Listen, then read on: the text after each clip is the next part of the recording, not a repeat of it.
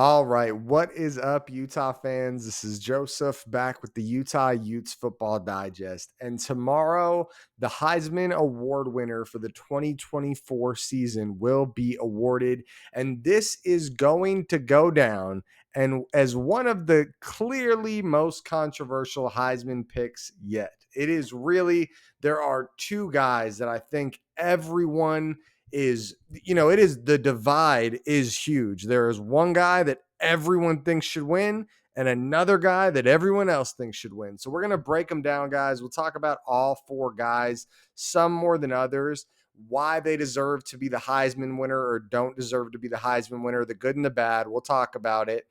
Before we dive into it, though, smash the like button. We put out a ton of videos that'll help get it out to more fans.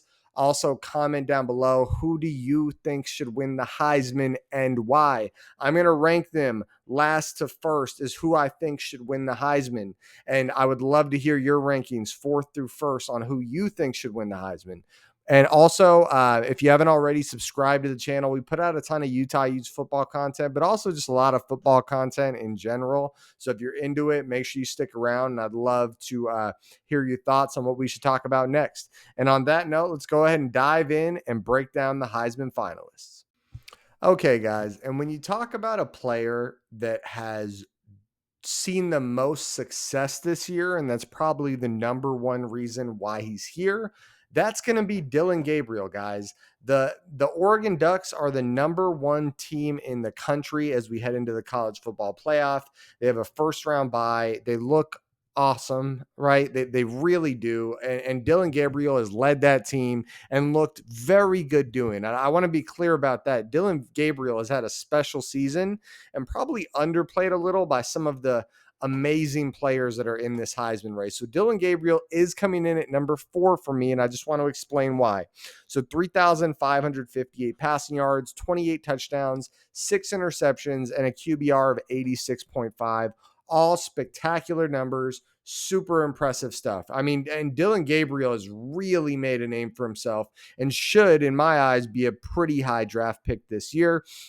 Let's take a look here. So passing wise, a bunch of big games against big competition, right? 294 passing yards against Michigan, 283 against Penn State, and respectively 1 against Michigan touchdown and 4 against Penn State, guys. Penn State's no joke. That is year in and year out a great defense. And then rushing the ball, not much there, but he did a ton throwing it, guys. And that 86.5 QBR is really impressive. Second in all of college football, and a guy that really had a great year. It's just the 3 guys above him had a very, very special years. And it would be disingenuous of me to act like he has any shot at displacing one of the 3 above him. And now we're going to move on to number 3.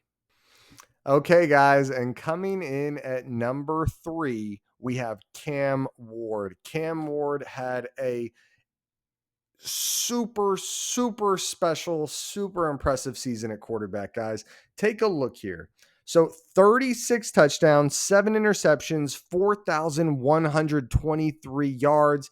And on top of all that, not much rushing yards, but still a crazy passing game. And at 88.0 QBR, it's number 1 in all of college football. Like I showed you guys, Dylan Gabriel had a very impressive QBR, but it does not match Cam Ward's. Ridiculous season by Cam Ward, a previous Pac-12 guy at Washington State.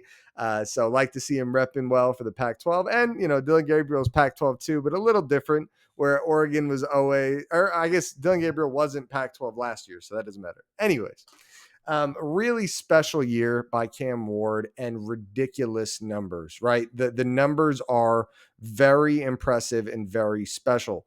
I think the reason for me, I've got him as the clear number 3 is just that they did lose 2 games. And when you look at the fact that they lost 2 games, now it was at the end of the season too, which is tough. I think as great as Cam Ward's season was, the fact that they're not going to be in the college playoff and they didn't earn that spot. And I know that's going to be a controversial take, especially if there's any Miami fans watching this. After doing a deeper dive, like Cam's numbers are very, very impressive.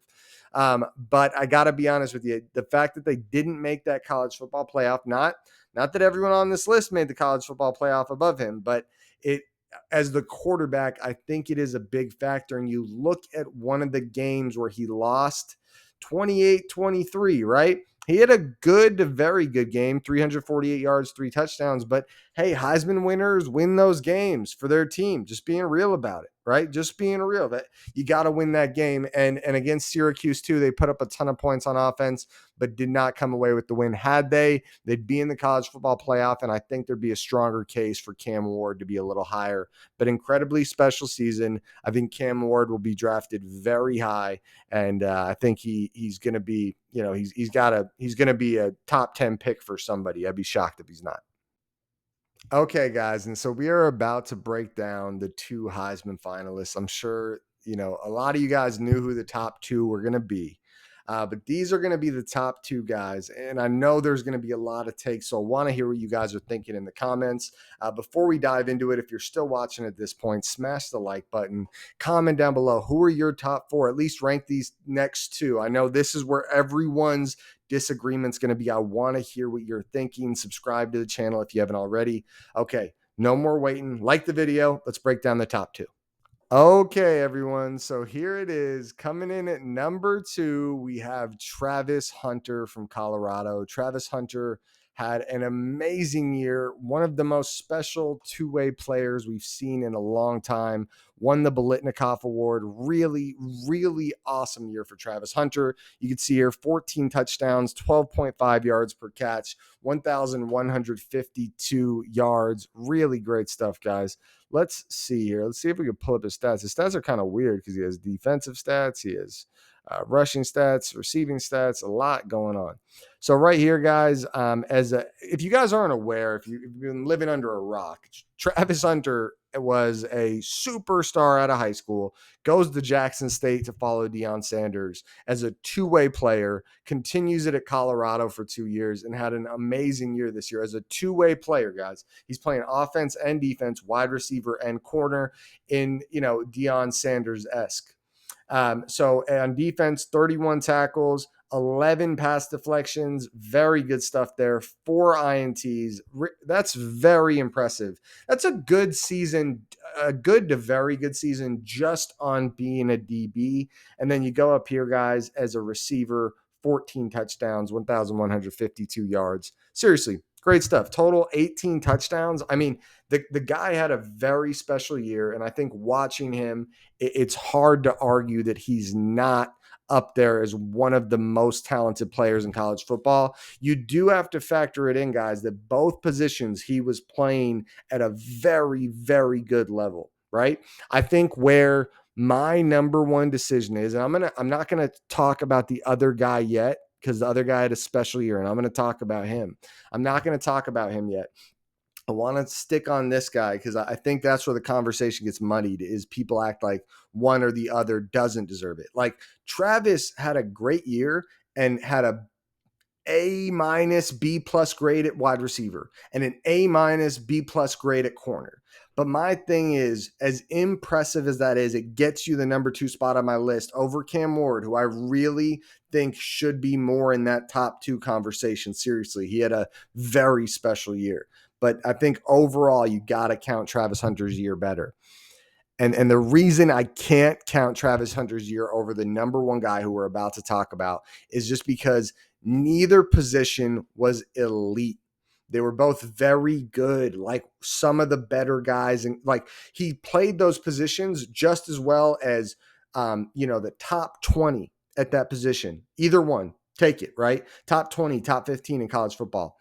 But I don't think he played either one as well as like top 5. And had he, I think it's a different conversation. And I hope, you can take that as you will. And I've really put some thought in this, but that's kind of how I look at it. I'd love to hear what you guys are thinking. Now let's go ahead, dive in, break down the number one guy and the guy that I believe should win the Heisman. Here he is, guys. Ashton Jeanty out of Boise State.